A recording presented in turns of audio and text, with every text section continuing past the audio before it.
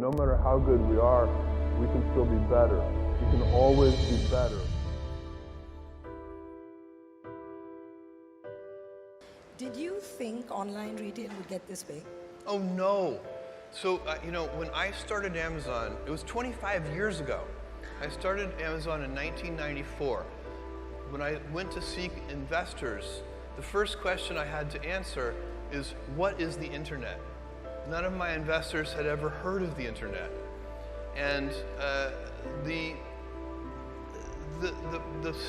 idea that I had in mind was to build a bookstore. I realized that we could build a store which would have every book ever printed in any language, in print or out of print. And we could do that online. It would be impossible in a physical store. And that was the founding idea of Amazon. But did I expect what would happen today? No.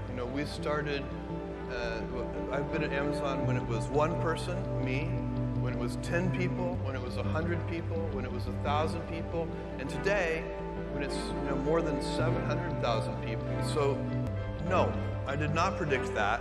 And actually, I think if anybody had predicted that, they would have needed to be immediately institutionalized in a mental facility, because it's not a normal thing to have happen.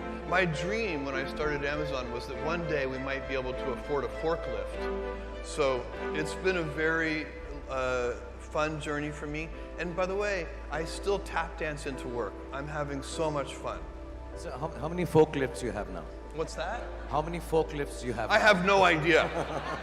It's an uncountable number of forklifts. And I get hundreds and hundreds of emails every day from customers, and they always have something interesting to say when something goes wrong. Because we have hundreds of millions of customers around the world, and no matter how good we are, we can still be better. You can always be better. Customers have a divine discontent, and they teach you if you listen to customers. So we watch for that, and we see patterns, and we can find places where it's not working, something's going wrong, and that's really how I get the feedback, is from customer input. And often, in all caps, angry, you ruined my child's birthday because the gift didn't show up on time. And we take that, and what you really want to do is you take that, it's an anecdote, it's a single example, but you need to find the root cause. What went wrong deep inside the system? How did this happen? Because then you can fix it for everyone, so that that particular problem will never happen again. You don't just fix the symptom, you have to fix the root cause. And that's been the secret to our operational success for 20 years. But for a person who's so busy, he's the most easygoing and happy person that I've met in my life. Thank you for being so cool. I wanted to ask you, because I suddenly realized while chatting with you there, is there something you think is a sheer waste of time? Like for me, sleeping is a waste of time. I feel it's a waste of life. You can't sleep. Sleeping, yeah. Yeah. So I don't sleep because I think it's a waste of time. So what according to you is a waste of time? Look, there are a lot of things that are a waste of time. When you think about your life, I often tell people that I work with, if you can get, because people have very high standards for how they want their work life to be. And I said, look, if you can get your work life to be where you enjoy half of it, that is amazing, because very few people ever achieve that. Because the truth is, everything comes with overhead. That's reality. Everything comes with pieces that you don't like. You could be a Supreme Court justice, and there's still going to be pieces of your job you don't like. You can be a university professor, and still going to be, you have to go to committee meetings, and you have to do things. Every job comes with pieces you don't like, and we need to say, that's part of it, and not resent those pieces, or try not to, but also try to minimize them. I tell senior executives, you should have the least stress. There's this weird, I think, false idea that CEOs, I'm a CEO, there's this false idea that CEOs are under the most stress. Well, I look at it, I'm like, why? You're in charge. Why don't you delegate the stress? It's your choice. And so you have to figure out how to set up your life in such a way that you can minimize the things. And I find people don't dislike hard work. What people dislike is being out of control.